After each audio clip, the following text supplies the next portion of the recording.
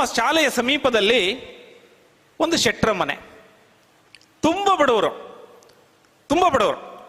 ಅಷ್ಟು ದೂರದಲ್ಲಿ ಇರುವ ಮನೆಗೆ ಅವರ ಮನೆಯಲ್ಲಿ ಏನು ಕೆಲಸ ಅಂದರೆ, ಬೆಳಗ್ಗೆ ಎದ್ದರೆ ಇನ್ನೊಬ್ಬರ ಮನೆ ಕೆಲಸಕ್ಕೆ ಹೋಗ್ಬೇಕು.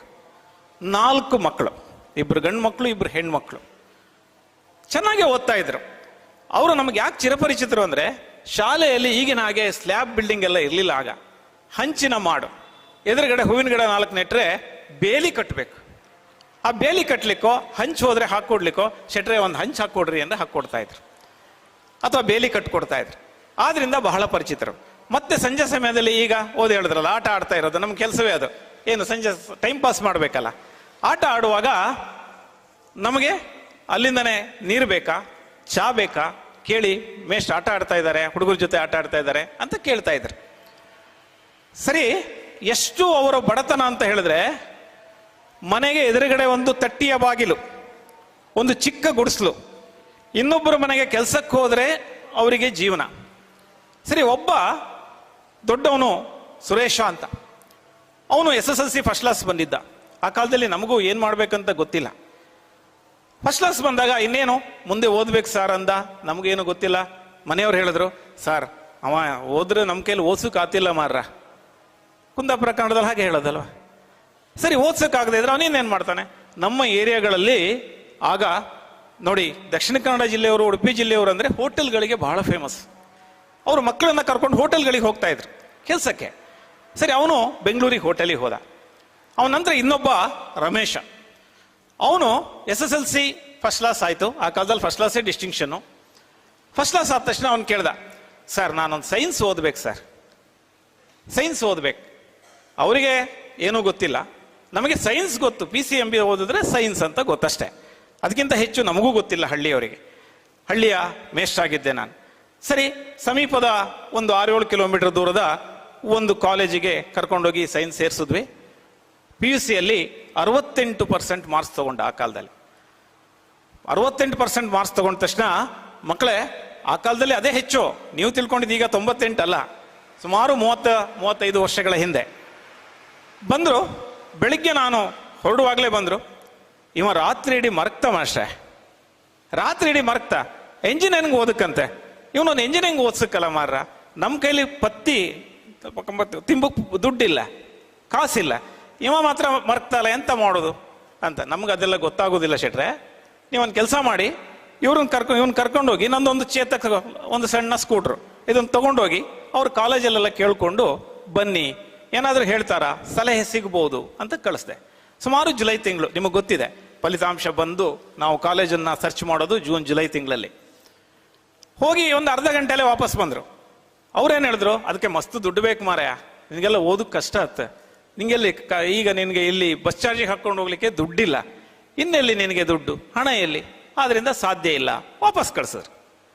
ವಾಪಸ್ ಕಳಿಸ್ತಿದ್ದಂತೆ ನನಗಿನ್ನೇನು, ಇವ ಮರಕ್ತ, ಅಪ್ಪ ನಿಂತ್ಕೊಂಡಿದ್ದಾರೆ, ಅವರೊಂದು ಪಂಚ, ಒಂದು ಶರ್ಟ್, ಚಪ್ಪಲಿ ಕೂಡ ಕಾಲಲ್ಲಿಲ್ಲ. ಸರಿ, ನಾನು ಅರ್ಧ ರಜೆ ಹಾಕಿ ಅವ್ರು ಕರ್ಕೊಂಡು ಶಾಸಕರ ಮನೆಗೆ ಹೋದೆ. ನನಗೂ ಏನಂತ ಗೊತ್ತಿಲ್ಲ. ಇಲ್ಲೇ ಸಮೀಪದ ಚಂದ್ರಶೇಖರ್ ಅಡಿಗ ಅಂತ ನನ್ನ ಕನ್ನಡ ಶಿಕ್ಷಕರಿದ್ರು, ಈಗಿಲ್ಲ, ಅವರು ಮರಣ ಹೊಂದಿದ್ದಾರೆ, ಅವ್ರನ್ನ ನೆನ್ಪು ಮಾಡ್ಕೊತೇನೆ. ಅವ್ರು ಒಂದು ಮಾತು ಯಾವಾಗಲೂ ಹೇಳ್ತಾ ಇದ್ರು, ಮಕ್ಕಳೇ ಯಾರ್ದಾರ ಹತ್ರ ಕೆಲಸ ಆಗ್ಬೇಕಾ, ಹೋಗಿ ಖಾಲಿ ನಮಸ್ಕಾರ ಮಾಡ್ಬಿಡ್ಬೇಕಂತ. ಸರಿ, ನಾನು ಪುಟ್ಟ ಹುಡುಗ, ನನಗಾಗ ಇನ್ನೂ 22-23 ವರ್ಷ, ಅವ್ರ ಜೊತೆಗೆ ನಾನು ಸೇರಿ ನಮಸ್ಕಾರ ಮಾಡಿಬಿಟ್ವಿ ಶಾಸಕರಿಗೆ. ಏನು ಮಾಸ್ಟ್ರೆ ಯಾಕೆ ನಮಸ್ಕಾರ ಮಾಡ್ತೀರಿ, ನೋಡಿ ಇವನಿಗೊಂದು ಇಂಜಿನಿಯರಿಂಗ್ ಸೀಟ್ ಕೊಡಿಸಿ ಮಾರ್ರೆ. ಅವರಿಗೂ ಏನಂತ ಗೊತ್ತಿಲ್ಲ ಆ ಕಾಲದಲ್ಲಿ, ಯಾಕಂದ್ರೆ ಆಗ ಫಸ್ಟ್ MLA ಆಗಿದ್ದವ್ರು. ಸರಿ, ಮಣಿಪಾಲ್ದವ್ರು ಕೇಳ್ತೇನೆ, ಅವ್ರೊಂದು ಸೀಟ್ ಕೊಡ್ಬೋದು ನಿಮಗೆ. ಸರಿ, ಮಣಿಪಾಲ್ದವ್ರಿಗೆ ಫೋನ್ ಮಾಡಿದ್ರು. ಅವರು ಇಂಜಿನಿಯರಿಂಗ್ ಸೀಟೆಲ್ಲ ಕೊಡ್ಲಿಕ್ಕೆ ಆಗೋದಿಲ್ಲ, ಬೇಕಾದರೆ ಒಂದು ಎಲೆಕ್ಟ್ರಾನಿಕ್ಸ್ ಡಿಪ್ಲೊಮಾ ಸೀಟ್ ಕೊಡ್ತೇವೆ. ಆಯ್ತು, ಅದಾದ್ರೆ ಅದೇ, ನಮಗೇನು ಡಿಪ್ಲೊಮಾ ಆದ್ರೇನು, ಇಂಜಿನಿಯರ್ ಆದ್ರೇನು, ಇಂಜಿನಿಯರಿಂಗ್. ಸರಿ, ಕೊಡಿಸಿದ್ವಿ. ನೋಡಿ, ಅವನಿಗೆ ಅಲ್ಲಿ ಇರಲಿಕ್ಕೆ ಕೂಡ ಅವನ ಹತ್ರ ಹಣ ಇಲ್ಲ. ಮರು ದಿವಸ ನಾವು ಶಿಕ್ಷಕರೆಲ್ಲ ಯೋಚನೆ ಮಾಡಿ ಬಸ್ ಮಾಲೀಕರ ಸಂಘದ ಅಧ್ಯಕ್ಷ ಹತ್ರ ಹೋಗಿ ಅವರಿಗೆ ರಿಕ್ವೆಸ್ಟ್ ಮಾಡಿ 3 ವರ್ಷ ಫ್ರೀ ಬಸ್ ಪಾಸ್. 3 ವರ್ಷ ಅವನು ಮಂದರ್ತಿಯಿಂದ ಮಣಿಪಾಲಕ್ಕೆ ಓಡಾಡ್ದ. 3 ವರ್ಷ ಓಡಾಡ್ದವನು ಡಿಪ್ಲೊಮಾ ಮಾಡಿ ಬೆಂಗಳೂರಿಗೆ ಹೋದ. ಮತ್ತು ಯಾವ ಸಬ್ಜೆಕ್ಟು ಕೋರ್ಸ್ಗಳನ್ನು ಮಾಡಿಕೊಂಡ ನನಗೆ ಹೇಳಲಿಲ್ಲ. ಆದರೆ ಮೊಟ್ಟ ಮೊದಲು ಅವನು ಹಣ ಮಾಡಿ ಅಣ್ಣನಿಗೊಂದು ಹೋಟ್ಲ್ ಹಾಕ್ಕೊಟ್ಟ. ಇಬ್ಬರು ದುಡಿದು ತಮ್ಮ ತಂದೆ ತಾಯಿಗಳ ಭವಿಷ್ಯ ಮಾತ್ರ ಅಲ್ಲ, ತಮ್ಮ ತಂಗಿಯರಿಗೆ ಓದಿಸಿದ್ರು. 4 ಜನ ದುಡಿದು ಬೆಂಗಳೂರಿನಲ್ಲಿ 2 ಹೋಟೆಲ್ ಮಾಡಿದ್ರು, ಊರಿನಲ್ಲಿ ಒಂದು ಮನೆ ಕಟ್ಟಿದ್ರು, ಒಂದಿಷ್ಟು ಆಸ್ತಿ ಮಾಡಿದ್ರು. ಅವನು ಬೆಳೆದಷ್ಟು ನನಗೆ ಸಂತೋಷ ಆಯಿತು. ಮಾತ್ರ ಅಲ್ಲ, ಒಂದು ದಿನ ನಾನು ಒಬ್ಬರಿಗಾಗಿ ಓಡಾಡಿದ್ದು ಇಡೀ ಕುಟುಂಬ ಬದಲಾಗಿದ್ದರಿಂದ ಅಂದಿನಿಂದ ನಾನು ಈ ಕೆಲಸವನ್ನು ಆರಂಭಿಸಿ ಇಂದಿನವರೆಗೂ ನಡ್ಕೊಂಡ್ ಬರ್ತಾ ಇದ್ದೇನೆ. ಮಕ್ಕಳೇ, ಅವನು ನಿಜವಾದ ಸೃಷ್ಟಿಕರ್ತ. ನಾನು ತಿಳ್ಕೊಂಡಿದ್ದು ಅವರ ತಂದೆ ತಾಯಿಗಳ ಕೈಯು ನಾನು ನೋಡಿದ್ದೇನೆ. ಅವ್ರು ಹೇಳ್ತಿದ್ರು, ಮಾಸ್ಟರ್ ನೀರು ಬೇಕಾ, ಚಾ ಮಾಡ್ಕೊಂಬರದ ಕೇಳ್ತಿದ್ರು. ಚಾ ಕುಡಿಯೋದು ಅವ್ರ ಪ್ರೀತಿಗಾಗಿ, ಅದಕ್ಕೆ ಹಾಲಿಲ್ಲ, ಚಾ ಪುಡಿ ಸರಿ ಇಲ್ಲ, ಆದರೆ ಯಾಕಂದ್ರೆ ಅವ್ರ ಹತ್ರ ಹಣ ಇಲ್ಲ, ಆ ಪ್ರೀತಿಗಾಗಿ ಅವ್ರು ಕೊಟ್ಟಿರೋ ಚಾ ಕುಡಿತಿದ್ವಿ. ಅಷ್ಟು ಬಡತನ. ಇವತ್ತು ಈಗಲೂ ಫೋನ್ ಮಾಡ್ತಾರೆ, ಸುಮಾರು 9-10 ಗಂಟೆಗೆ ನಾನು ಫ್ರೀ ಆಗ್ತೀನಿ ಅಂತ ತಿಂಗಳಿಗೆ 2 ತಿಂಗಳಿಗೆ ಒಂದ್ಸರಿ ಫೋನ್ ಮಾಡ್ತಾರೆ. ಮಾಸ್ಟರ್ ಹೇಗಿದ್ರಿ ಕೇಳ್ತಾರೆ. ಆರಾಮಿದ್ವಿ. ನೀವು ಹೇಗಿದ್ರಿ? ಎಂತ ಇಲ್ಲ ಮರ್ರ, ಈ ಎ ಸಿಲ ಕುತ್ಕೊಂಡು ಕೈ ಕಾಲೆಲ್ಲ ಹಿಡ್ಕೊಂಡಿತ್ತು, ಅದಕ್ಕೆ ನಿಧಾನ ಗಂಡ ಹೆಂಡತಿ ಇಬ್ರು ವಾಕ್ ಮಾಡ್ತಾ ಇತ್ತಂತಾರೆ. ನೋಡಿ, ಯಾರದ್ದೋ ಮನೆಯಲ್ಲಿ ಕೆಲಸ ಮಾಡಿ ಸಾಯಂಕಾಲ ತನ್ನ ಕೈಯೆಲ್ಲ ಕೊಳತೋಗಿದ್ದಕ್ಕೆ ಔಷಧಿ ಹಚ್ಚುವಂತಹ ತಂದೆ ತಾಯಿಗಳ ಹಣೆ ಬರವನ್ನ ಉದ್ದಿ ಒರೆಸಿ ನೀವು ಹೀಗೆ ಬದುಕಬೇಕೆಂದು ಬರೆದವರು ಅವರ ಮಕ್ಕಳು. ಅಂತಹ ಮಕ್ಕಳು ನಿಜವಾಗ್ಲೂ ಸೃಷ್ಟಿಕರ್ತರು.